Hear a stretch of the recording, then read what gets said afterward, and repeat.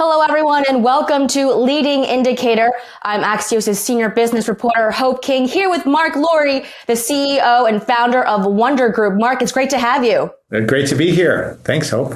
Look, it's a big week for restaurant and food-related news. Can we just start with the macro backdrop a little bit? I mean, you've got Starbucks snatching away Brian Niccol from Chipotle. What's happening right now when it comes to the food business? Yeah, I mean, as you know, the fast casual has been doing phenomenally well over the last X number of years. And I think it'll continue to bode well for that whole sector. And that's why I'm so excited about Wonder. I think we're seeing fast casual outpace, fast food growth. And I think that'll continue. At Wonder, not only are we fast casual, we've introduced a new category we're calling fast fine, which I do think, fast casual starts to bleed into in the future as people require even higher quality food. I think that was the impetus for the whole boom in fast casual. It's just people wanting higher quality food. They want it fast and they want it at a good price. And at Wonder, we're offering a whole, bunch of different fast casual restaurant chains, but also fast fine chains. So think Bobby Flay steak, think Jose Andres Spanish tapas, fast at great prices. And we're really excited about the intersection of fast casual, fast fine, and food delivery, because that's the future. And so the overall landscape, because now we're looking at this, are these distinct consumer segments that each of these types of restaurants are going after? Are you going after a different customer than a Chipotle customer, for example, in the fast casual? Yeah, so we have 30 different concepts, fast casual and fast fine, ranging from high-end steakhouse, Bobby Flay and Jose Andres and Marcus Samuelsson, down to burgers and barbecue and everything in between, Chinese, Mexican, Italian, Middle Eastern, Greek, every cuisine. It's all about speed, great prices, and an amazing pickup/delivery experience. So yeah, we're going after, every price point, every demo, and every type of food. It's really, you got to think about Wonder as more of a platform. Although there is a brick and mortar Wonder location that will cook and house all 30 restaurant concepts. You can sit down, you can eat, you can pick up. About 50% of the orders are pick up, 50% of delivery. But it's really about Wonder the platform. And the big vision is super app for mealtime. It's anytime you want to eat a meal, you would pull up the Wonder app. So that transcends cooked food to get into meal kits, oven ready meals, eventually grocery and other things. So. And when Wonder began, it was really this concept focused on bringing meals to people through vans, right, in New Jersey. You've just said that this is the super app now, a food super app. You've talked about this on other podcasts and shows as well. Why is there a need for this concept of a food super app? Yeah, I think, people, as have a lot less time. They're paying a premium for convenience because time is more valuable than ever. And I think the mental load of having to think about what's for dinner or what's for lunch for yourself or your family or both is just very time consuming. It takes a lot of, it's time consuming and stressful. And I think we move to a situation in the future with AI and all the ways in which people eat on one platform, so that you can literally just text Wonder, dinner at 6 p.m., 4 people. We know we know the preferences. We know your budget. We know your calorie restrictions if you have them or any sort of dietary things, and literally don't even have to order the food. The food just shows up at 6 o'clock.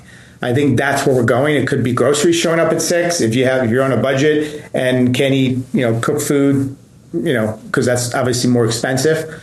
Or it could be cooked food every night, and everything in between. It could be a meal kit, it could be an oven-ready meal, could be groceries with a recipe, it could be making a reservation out to a restaurant. The idea is to collect all the information to get smarter so that you don't have to think about ever what you want for dinner or for lunch. And we want to be able to keep track of all your health information about everything you eat and be able to give recommendations as to what you might do to be healthier. Combine it with the Oura Ring, have the sleep data, brought in at the same time, and that's really the future. It's a higher quality of life, and it starts with Wonder's fast casual and fast fine restaurants at the core. So there's multiple layers to everything that you're aiming to achieve. There's a technology stack. There's the actual food there's the design of the menus, there's the sourcing of the ingredients, there's the delivery. So this is the confluence now of all these ideas. I want to go into each layer, but I do want to bring up the ring that you just pointed to. I know a lot of CEOs of very successful companies love the Oura ring. How is that tied into the business? I mean, now it's tied in because their CEO and founder gets great sleep every night. So I think sleep is energy. And I think, there used to be a time where people were really proud of, like, I'm on 4 hours, I'm on 5 hours a night sleep. And that was like cool. That was in. I think it's the opposite now. I think it's cool that, listen, I get 8.5 hours sleep every night. I get a 90 sleep score, that's becoming cool because people recognize that, there's no free lunch. You can't 4 hours. If you're going to get 4 hours of sleep, that's cool, but you're not going to be on your best game the other 20. And, if you get the right sleep, you can crank hard for 16 hours a day. So that's that. But I think in terms of the super app strategy, again, I think if we knew all the food that somebody ate and we knew how they were sleeping, we can tie the two together to say, hey, you ate too late. I think you're sensitive to these foods. You didn't get enough REM. Your HRV was down. Maybe you should try something different. Like, you can triangulate what food really is working for people. And I think that is something that, we have no visibility into now at all, other than some people will get some sensitivity testing and things. But to have it on a regular basis to really know these foods are working or these foods aren't working for me, I think that is incredible information that people could one day have. And I think I'm trying to triangulate if you're saying that you've got a partnership with them or other smart devices where you're trying to pull in that data. I'm trying to make sure I understand kind of where you pointed to the ring. And I was like, wait a second, is there something that we should know about where some of this new data is coming from? No connection with Oura today other than the personal connection.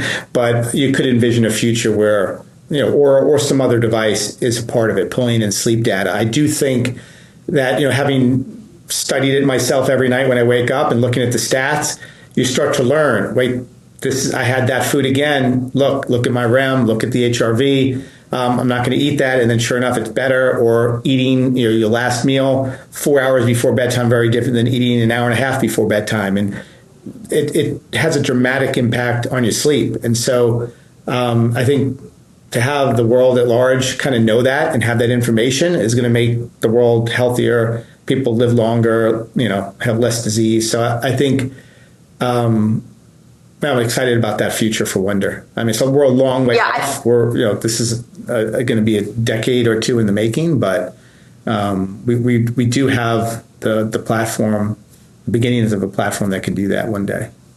I do think you gave a low-key nod or a tag to the company. So we'll just leave it at that for now, because I know we've got a lot of other things we want to talk about. And one of those things is the concept, too, of delivery and you wanting to get the delivery experience right, because Uber, DoorDash, Grubhub, they're doing something wrong, or where are areas where you think Wonder could improve on the current experience of food delivery? It's vertically integrated. So we own the restaurants, we own the cooking, and we own the delivery. And so we're able to time the cooking with the delivery. So the food never sits in the kitchen. And when we deliver it, we won't go in the city more than 6 minutes, and we don't batch anything. So I think the vertical integration with the tight delivery radius and the no batching means that you're getting your meal ordered to eat under 30 minutes. The food doesn't sit in a hot bag more than 6 minutes to your door. So you're getting it hot, you're getting it on time, and you're getting it accurate. So we've got, we're using the sensors and things in the facility, the kitchen, to make sure that you get exactly what you ordered. And then obviously the vertical integration allows you to time the delivery much better because we know exactly when the food is going to finish cooking. So we can time everything very well. I mean, there's a lot of precision involved in everything that you just said, right? I mean, 6 minutes, these are very specific windows. How did you come to these numbers? Why 6 minutes, for example? Yeah, I mean, in the suburbs, we go 10 minutes. I think it's a combination of after about 10 minutes, the NPS, the Net Promoter Score, like how customers perceive the meal and the heat, goes down pretty dramatically with every minute past 10. So we knew 10 was the outer bound, and we take advantage of that in the suburbs. In the city, given that we've got 30 restaurants and we've got such density, we actually can't handle the throughput of a radius bigger than 6 minutes. So it actually it actually works in our favor there. So it just means more locations in the city because it's more dense. But in that one location and on the platform, you basically have 565 different meals across these 30 restaurants. I guess an incredibly vast assortment that can definitely give everybody in the family an opportunity to order from a different restaurant. It all comes together. It comes on time. So it's quite a delivery experience compared to what traditional delivery looks like.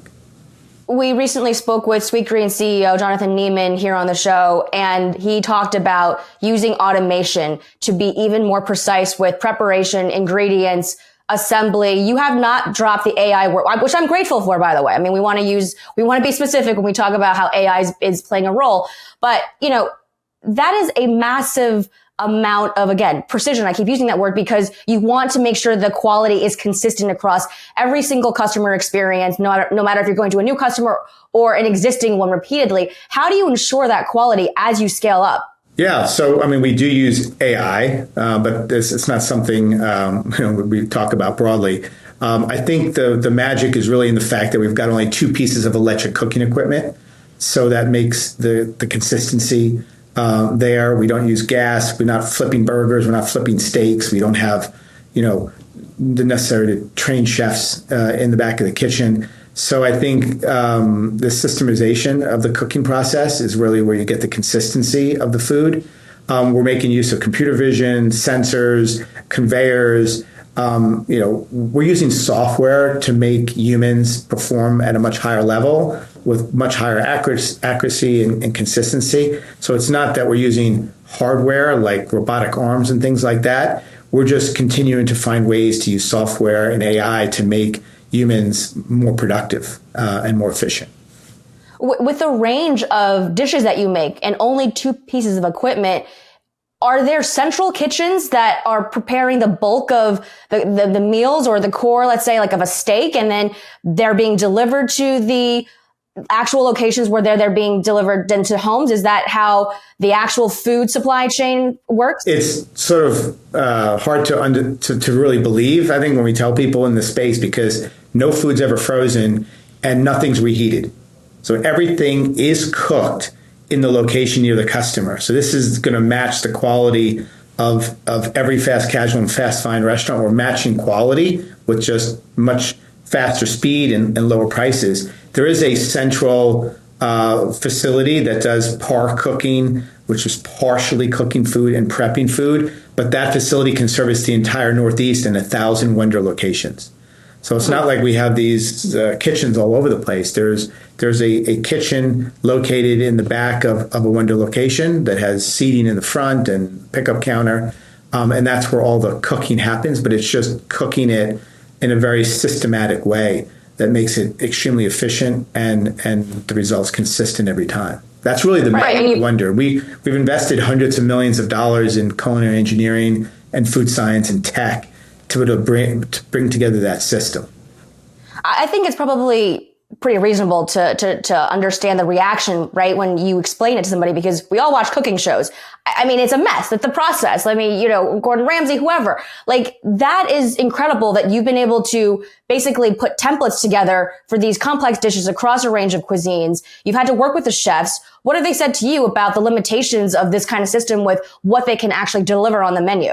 Yeah, I mean, I think now we're at a point where we've been able to figure out how to cook just about every single type of meal across every type of cuisine. And it took, we're 6 years into this now, so it has taken a really long time to figure it out. But any, great chef that's come in, whether it be Jose Andres, Marcus Samuelsson, Bobby Flay, Jean George, Daniel Boulou, I mean, you name it, Mark Murphy, they've all come in and said the same thing, that it is, something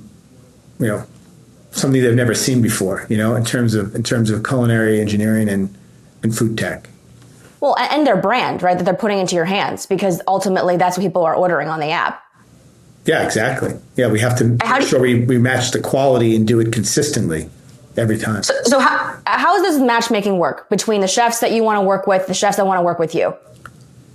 I think it's just building relationships over time. It started many years ago, and it's just been years of getting to know chefs and basically proving that we can replicate the quality with consistency. I think that is really the most important thing to any great chef, is making sure that, if their name's on it, that is going to be, they know good quality, and not only good quality, but good quality consistently as we launch, hundreds of locations or thousands of locations in the future. So I think that's a testament to what the team has pulled off here at Wonder. It's we're able to replicate great quality food consistently, and also at a price that's well below what you would typically pay.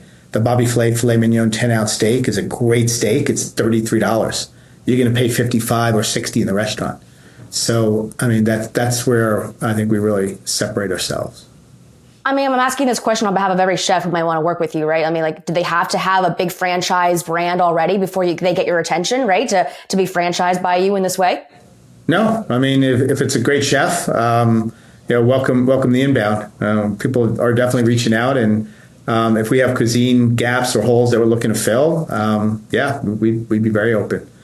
All right, so we talked about software, we talked about delivery. Let's talk about the physical locations. You've got plans now to have 90 locations, brick and mortar locations, by the end of next year. So what are the markets you're planning? How do you decide which nodes you want to start building in for those radiuses that are so important to you? Yeah, this is all in the New York metro area. So it's, New Jersey, Connecticut, Westchester, New York City. So all 90 will be pretty much in that area. We'll start to move a little bit up into the Northeast as we get to the end of 25 and early 26.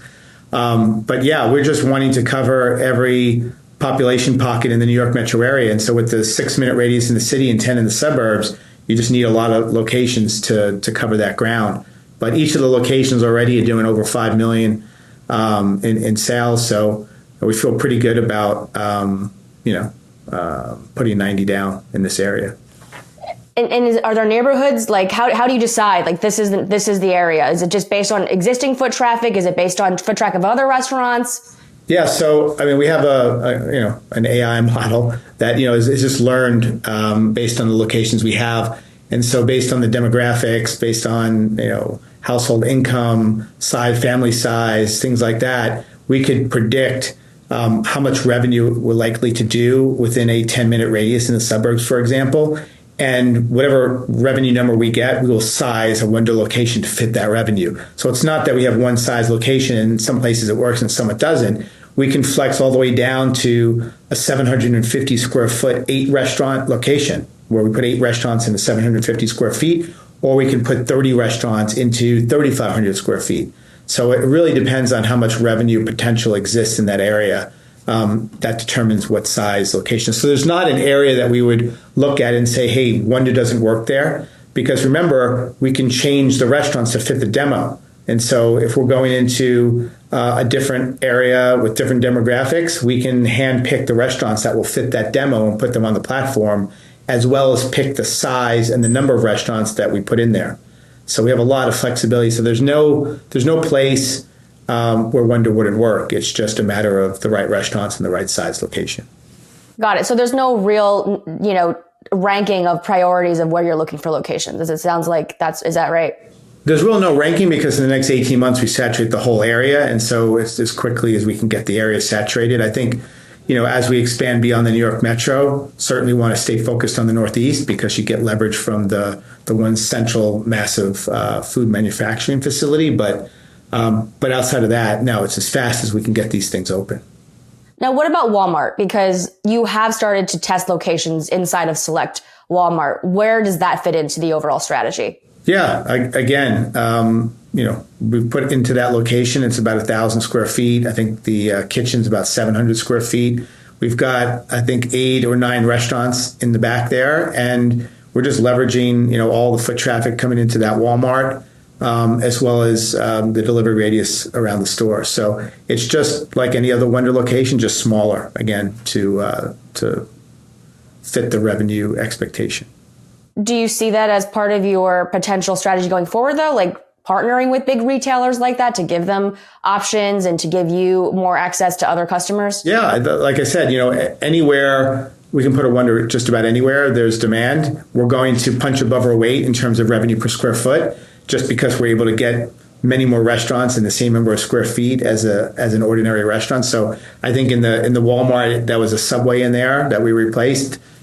We had 9 restaurants in the same amount of square feet. So you're going to do more revenue per square foot, which means better economics. And so, I mean, I think given the technology, we can put Wonder inside retail. We can put it in malls. We can put it anywhere.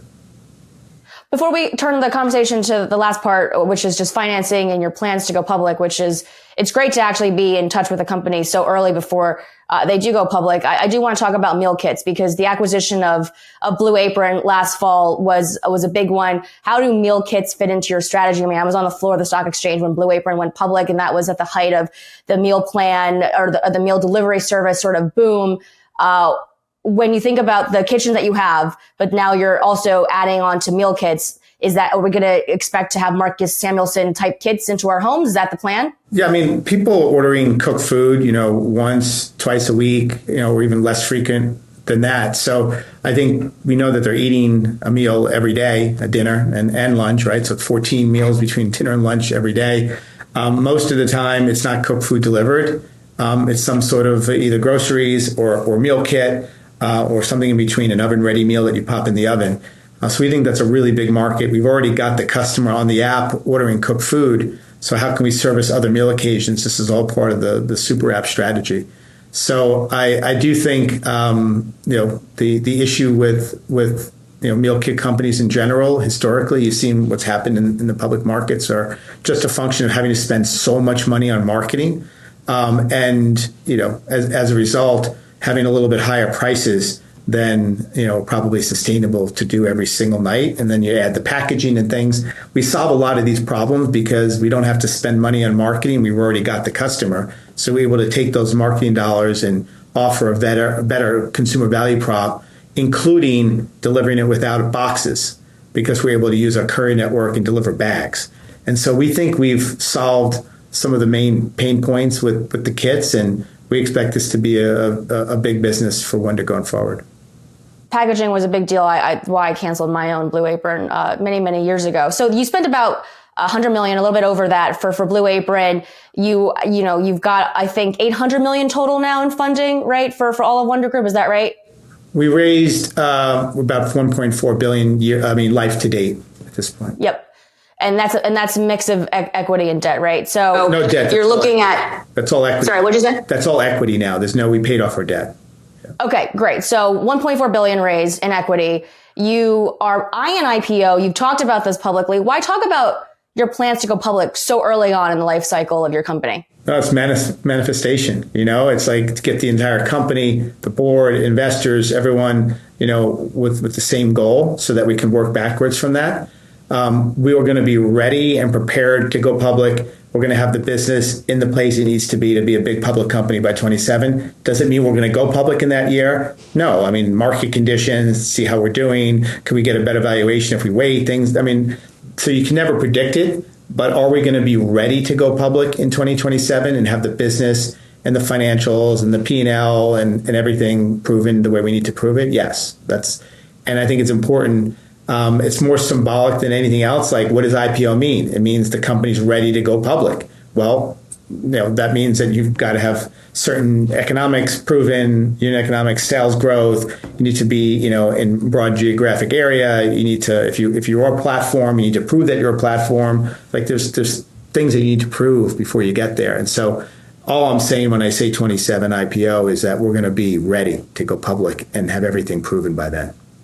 So that's in 3 to 5 years, 3 years on the shorter end. You're targeting, I think, a valuation of $30 billion. And I go back to Sweetgreen just because we recently had them on the call on the show. They have $4 billion right now market cap. What is the justification for your company being valued in the next couple of years at $30 billion? I mean, just that we've got 30 different fast casual chains. So you said Sweetgreen, they're a great company, and it's a formidable market cap. But it's one chain. We've got 30 chains, so we're playing in the Cava market, the Chipotle market, the Sweetgreen market, the Five Guys market. We're playing in 30 different markets in terms of cuisine type. So the market cap has got to be some multiple of any one single cuisine type is the thinking. Yeah. And how much additional funding do you think you'll need to even get to be ready to be public in 27? Yeah, I mean, so we're just finishing up the last bits and pieces of this last round, and we're good in terms of equity capital to take us to 27. So we'll need some debt capital to finance the openings of the locations CapEx facility, but other than that, we're good on equity. So yeah. I just find it funny for someone who says he eats glass every day that you care so much about your sleep now. So are you no longer eating glass every day with your better sleep? What? That would be terrible to eat glass every day and not sleep. That's a recipe for disaster. That's a disaster. Okay, so you are still eating glass, but you're sleeping better. What keeps you motivated? I mean, this is we've all lost track of how many ventures you've started. This would be the first one that you would take completely to the public markets, though. So is that what the sort of final bucket list item has been on your list of things you wanted to get done? I think just like any athlete, right? You when you're coming into your prime, you want to work harder. You want to be better.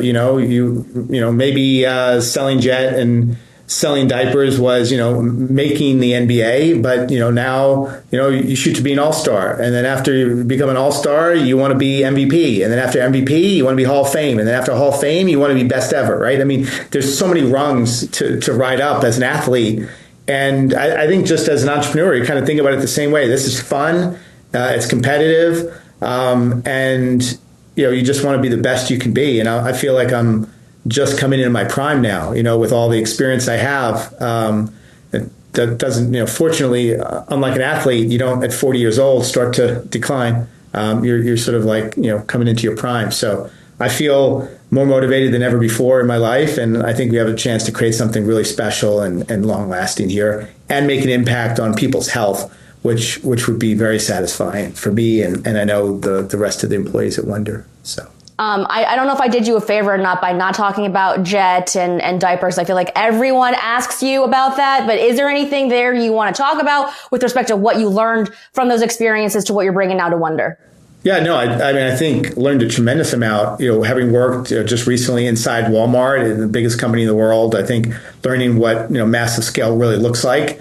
I think it's super inspirational to think about like Wonder one day being that scale and knowing what it looks like ahead of time is super valuable. I think all the logistics and the hardcore operational experiences in e-com where you're dealing with, very low margins, I think, helps tremendously in a market where, fast casual is not, unreasonable to think you'd have 15 to 20% operating margins as a business. That's very different than operating in low single digit operating margins in retail. And so, taking all the sort of the mentality of like every basis point counts from retail and applying it to a market that has 15 to 20% margins is fun.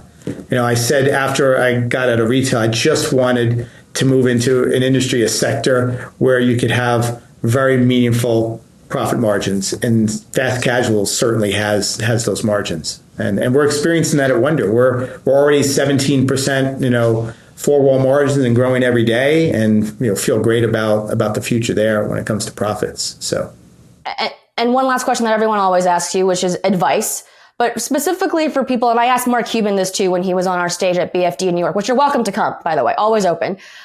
Is what advice you would have for women and people in marginalized communities to reach the level of success that you have? I mean, that's a really broad, tough question. I mean, what I attribute a lot of my success to, and I grew up in Staten Island, New York, first person in my family to ever go to college. Like, how did I, go from that to this? Like, it's two things that I really attribute it to. One is incredibly hard working mentality, where you're going to outwork everyone and nobody's going to outwork you. And then couple that with the ability to take risk and not be afraid to fail. I think those two things are the most important. If you're taking risk, like low probability shots with big outcomes, and you're willing to work incredibly hard with something that has a low probability of success and put your all into that and fail and then do it again and then do it again, something's going to hit. Something's going to hit. There's just, to get there with either outworking hard or without taking risk is nearly impossible. And you've taken a lot of those. Thank you for spending so much time with us. We really appreciate it. Best of luck. I'm sure we'll talk soon.